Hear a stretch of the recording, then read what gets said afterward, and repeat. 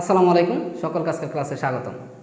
তো এই ক্লাসে আমি মৌলের যোজনী মুখস্থ না করে কিভাবে খুবই সহজে নিজে নিজে নির্ণয় করা যায় সেই টেকনিক নিয়ে আলোচনা করব। মৌলের যোজন একটি অত্যন্ত গুরুত্বপূর্ণ বিষয়। এই বিষয়টি ছাড়া আমরা রসায়ন কল্পনা করতে পারি না। সো যোজনী অবশ্যই আমাদেরকে জানতে হবে।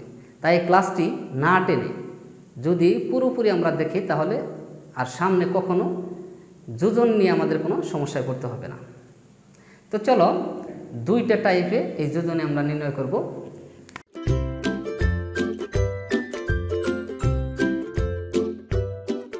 সিস্টেম মৌল এখানে আছে, তারপরের মৌলগুলোর যোজনীও ঠিক একইভাবে নির্ণয় করা যাবে। তবে কোনো কোনো ক্ষেত্রে যে সমস্ত মৌল পরিবর্তনশীল যোজনী প্রদর্শন করে সেই ক্ষেত্রে শুধু একটি যোজনী আমরা এই সিস্টেমে দেখাতে পারবো, বাকিগুলো অবশ্যই ইলেকট্রন বিন্যাসের মাধ্যমে দেখাতে হবে। তো পরবর্তী ক্লাসে আমরা ইলেকট্রন বিন্যাসের মাধ্যমে কিভাবে যোজনী নির্ণয় করা যায় সেই টেকনিক দেখাবো। তো আমরা এই মৌলগুলোর যোজনী যদি নির্ণয় করতে চাই তাহলে অবশ্যই পারমাণবিক সংখ্যা আমাদেরকে জানতে হবে। তো এই বিষয়ে আমরা অলরেডি একটা ক্লাস দিয়েছি। তো সেই ভিডিওটিতে পারমাণবিক সংখ্যা ছন্দে ছন্দে আমরা মনে রাখার টেকনিক দিয়েছি। তো সেই ভিডিওটা যদি দেখে থাকো তাহলে তো ভালো, যদি না দেখে থাকো তাহলে অবশ্যই আই কার্ডে এবং ডেসক্রিপশন বক্সে লিঙ্ক দেওয়া থাকবে, সেখান থেকে দেখে নেবে, তাহলে এই ক্লাসটা বুঝতে কোনো সমস্যা হবে না। তো প্রথমে আমরা কয়েকটা মৌলকে চিহ্নিত করব।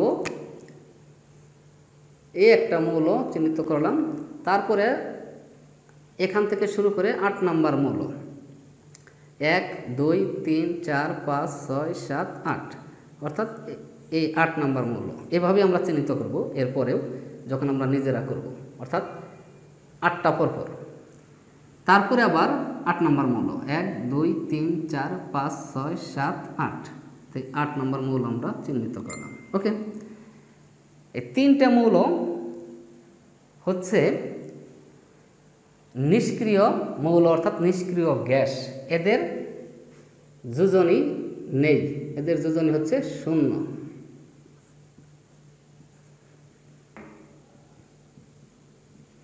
কেন 0 আমরা একটু পরে দেখাচ্ছি। তো এখন এই টাইপ 1-এ একটা সূত্র আমরা ফলো করব, তা হচ্ছে 1 2 3 4, এই 4টা সংখ্যা পর্যন্ত একবার আসব আবার যাব, ঠিক আছে? তাহলে আমাদের যোজনী এখানে হয়ে যাবে। কি করব, 1 থেকে 4 পর্যন্ত আসব, আবার যখন 4 পর্যন্ত চলে আসব তারপরে আবার 5-এর দিকে নামা যাবে না, আবার 3 থেকে শুরু করতে হবে। অর্থাৎ 4 তো আমরা লিখেই ফেলেছি, তারপরে আবার 3 2 1 এভাবে অগ্রসর হব, ঠিক আছে? তাহলে শুরু করি। এই যে হাইড্রোজেন, এটা যোজনী 1, এটা আমরা এমনি মুখস্থ রাখবো যে হাইড্রোজেনের যোজনী 1। আবার কীভাবে টাইপ 2-তে আমরা দেখাবো। তাহলে এখান থেকে যেহেতু বলেছি 1 2 3 4 পর্যন্ত আসবো, 1 2 3 4, তাহলে এটার যোজনী হচ্ছে 1, লিথিয়ামের যোজনী 1, বেরিলিয়ামের যোজনী 2, বোরনের যোজনী 3, কার্বনের যোজনী 4। আমরা 4 পর্যন্ত চলে এসেছি। এখন তাহলে কি হবে, আবার 3 থেকে শুরু। এই যে 3 2 1, আমরা এখন আসবো আবার 3, অর্থাৎ নাইট্রোজেনের যোজনী 3, অক্সিজেনের যোজনী 2, ফ্লোরিনের যোজনী 1। ওকে, আবার 0 ছিলাম, কারণ 1-এর পরে 0, এই যে 1-এর পরে 0। ওকে, তাহলে আমরা বিষয়টা বুঝতে পেরেছি আশা রাখি এই পর্যন্ত। তো এখন আবার কোন পর্যন্ত চলে এসেছি, 1 পর্যন্ত, 0 পর্যন্ত চলে এসেছি। আবার শুরু হবে 1 থেকে, কারণ 1-এর পরে কি হয়েছে, আমার 0 চলে আসছে। এই যে 1 পর্যন্ত গেছি, আবার 1-এর থেকে শুরু হবে, কারণ 0 আছে, 0-র পরে 1 থেকে শুরু হবে। সোডিয়ামের 1, ম্যাগনেসিয়াম 2, অ্যালুমিনিয়াম 3, সিলিকন 4, তাহলে 4 পর্যন্ত চলে এসেছি। এই 4 পর্যন্ত এখন উল্টোভাবে আমরা যাব, অর্থাৎ 3-এর থেকে শুরু।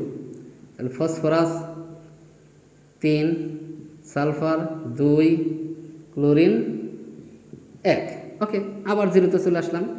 তো 0 থেকে যখন চলে আসছি, তাহলে 0-র পরে কি, 0-র পরে আবার 1 শুরু হবে। তাহলে পটাশিয়াম 1, ক্যালসিয়াম 2।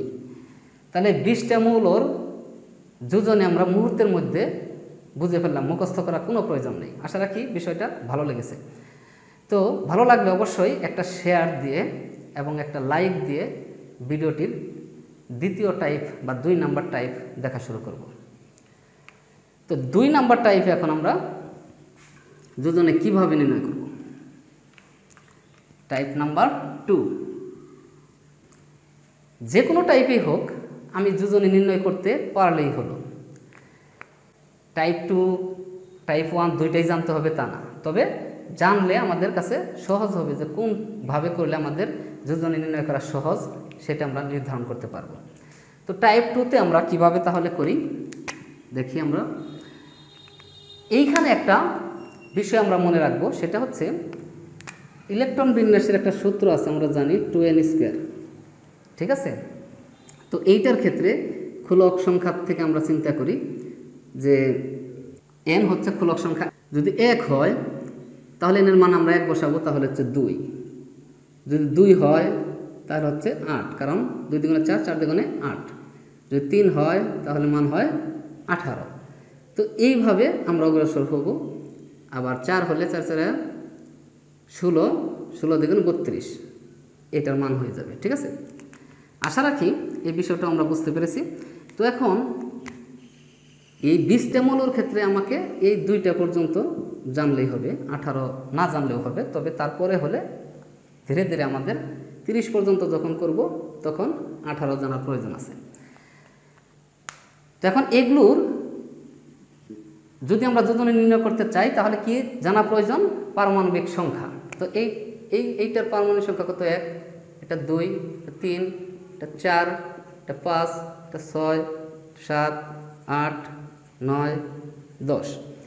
তো এই বিষয়গুলো মনে রাখার জন্য আমরা সন্ধে সন্ধে একটা ভিডিও দিয়েছি, আগেও বলেছি, সেই ভিডিওটা অবশ্যই দেখে নিবে, তাহলে আর কোনো সমস্যা থাকবে না। এটা হচ্ছে 11, 12, 13, 14, 15, 16, 17, এটা হচ্ছে 18, এটা 19, 20। ওকে, তাহলে এই 20টা মৌলর এই পারমাণবিক সংখ্যার থেকে এখন টাইপ 2-র মাধ্যমে খুব সহজে যোজনে নির্ণয় করব। এই যে এটা মনে রাখবো 2 আর 8, 18 না হলেও চলবে, 2 আর 8। এই হাইড্রোজেনের যোজন এখন আমরা নির্ণয় করব। হাইড্রোজেন কিভাবে নির্ণয় করব? হাইড্রোজেনের পারমাণবিক সংখ্যা কত? 1। ওকে,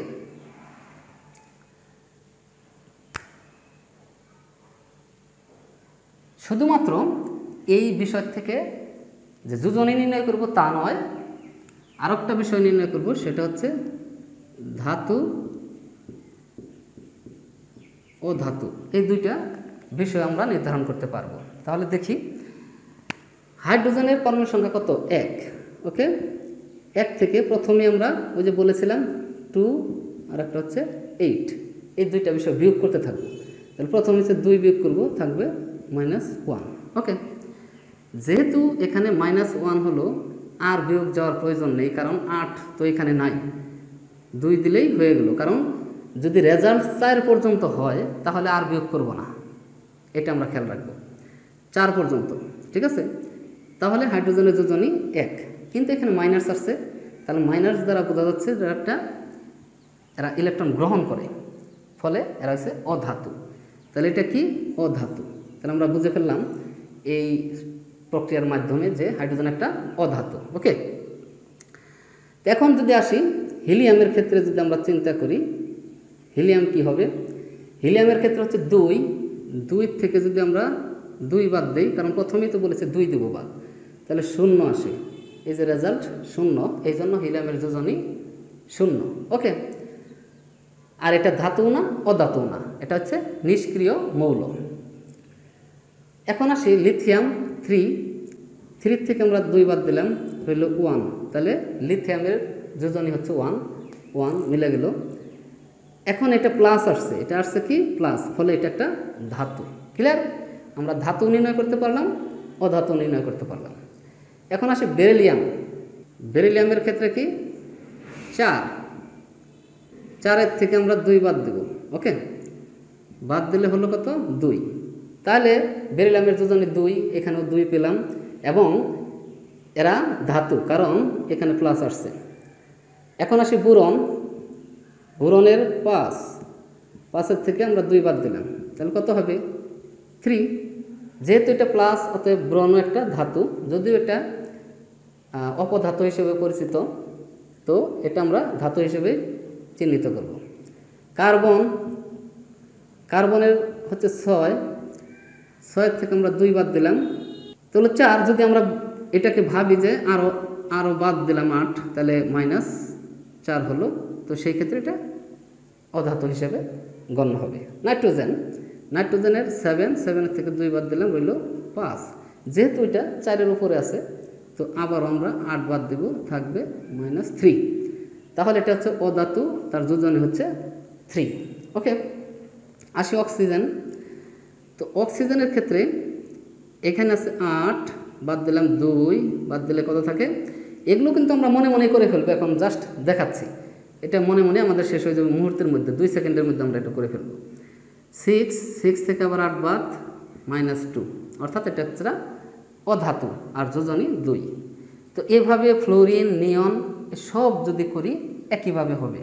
যেমন নিয়ন আছে 10 থেকে যদি আমরা 2 বাদ দেই, থাকলো 8 থেকে আবার 8 বাদ দিলে থাকলো 0, তো এর যোজনী 0, অর্থাৎ এটা একটি নিষ্ক্রিয় মৌল। ওকে, একইভাবে ফ্লোরিনের যোজনীটা তোমরা নির্ণয় করে কমেন্ট বক্সে জানিয়ে দেবে, ঠিক আছে। তখন সোডিয়ামের ক্ষেত্রে আমরা চিন্তা করব একইভাবে কিভাবে করা যায়। সোডিয়ামের ক্ষেত্রে যেমন এখানে 11 আছে, তো 11 থেকে প্রথমে 2 বাদ, রইল 9 থেকে আবার 8 বাদ, রইল 1। তো যেহেতু ধনাত্মক আসছে, ফলে এটা একটা ধাতু এবং তার যোজনী 1। একই হিসেবে আমরা প্রত্যেকটার ক্ষেত্রেই এগুলো যে কোনো নাম শুনলে যদি শুধু পারমাণবিক সংখ্যা জানি, তো সেই ক্ষেত্রে প্রত্যেকটার যোজনী আমরা নির্ণয় করে ফেলতে পারবো। আর পারমাণবিক সংখ্যা তো অবশ্যই মুখস্থ করতে হবে। আর মুখস্থ করার একটা যে টেকনিক, সেটাও আমরা দিয়েছি, অবশ্যই সেটা তোমরা দেখে নিবে। তাহলে 12 আমরা আর একটা করি, কত হলো 10। এখন 10 থেকে আবার যদি 8 বাদ দেয়, রইল 2। তো এভাবে আমরা 2 পেয়ে গেলাম, যেহেতু পজিটিভ, ফলে এটা ধাতু। একইভাবে আমরা অ্যালুমিনিয়াম করতে পারবো 13, 11, 3। তাহলে এগুলো প্রত্যেকটা হচ্ছে ধাতু এবং এদের যোজনীগুলো 1, 2, 3 আমরা পেয়ে গেলাম। তো এগুলো প্রত্যেকটার ক্ষেত্রে একইভাবে আমরা করতে পারবো। 14, 2 বাদ দিলে থাকে 12, 8 বাদ দিলে থাকে 4। ফসফরাস, তো ফসফরাসের ক্ষেত্রে কি হবে, আছে 15, বাদ দিলাম 2, 13, 8 বাদ দিলাম 5 থেকে আবার 8 বাদ দিলাম, যেহেতু এটা 4-এর বেশি আছে, 4 থাকলেও দেওয়া যায়, কিন্তু 4-এর বেশি থাকলে তো অবশ্যই দিতে হবে। এটা হচ্ছে -3। যেহেতু 3 পেলাম মাইনাস, তাহলে এটা একটা অধাতু, একই সাথে এর যোজন হচ্ছে 3। সালফারের ক্ষেত্রে একইভাবে আমরা করব, 2 বিয়োগ করলে 14, 8 বিয়োগ করলে 6, আবার 8 বিয়োগ করলে -2। তাহলে এর যোজনী হচ্ছে 2, আর এটা মাইনাস আসছে, ফলে এটা একটা অধাতু। ওকে, তো এইভাবে আমরা ক্লোরিন করতে পারবো 17, -2, 15, -8, -7, -8 পাইলাম -1। তাহলে ক্লোরিনের যোজনী হচ্ছে 1 এবং ক্লোরিন হচ্ছে একটি অধাতু। ওকে, আর্গনের ক্ষেত্রে আমরা দেখি, আছে 18, -2 হলো 16, তারপরে তো এই যে 16 যেভাবে করছি একইভাবে করা যাবে। 8 বাদ দিলাম, রইল 8 বাদ দিলাম, রইল 0, ফলে এর যোজনী হচ্ছে 0। আর এটি একটি নিষ্ক্রিয় গ্যাস, এটি ধাতু না, অধাতু না।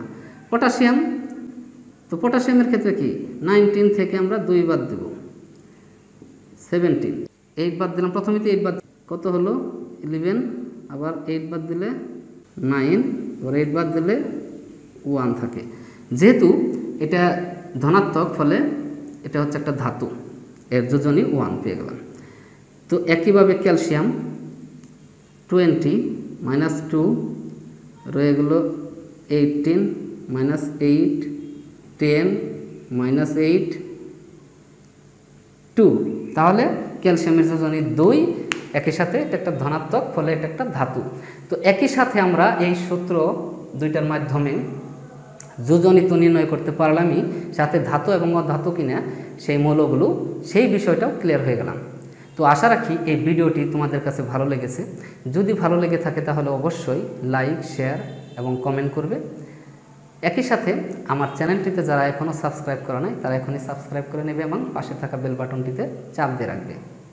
আর নেক্সট ভিডিওতে আমরা কিভাবে ইলেকট্রন বিন্যাসের মাধ্যমে যোজনী নির্ধারণ করা যায় সেই বিষয়টা আলোচনা করব।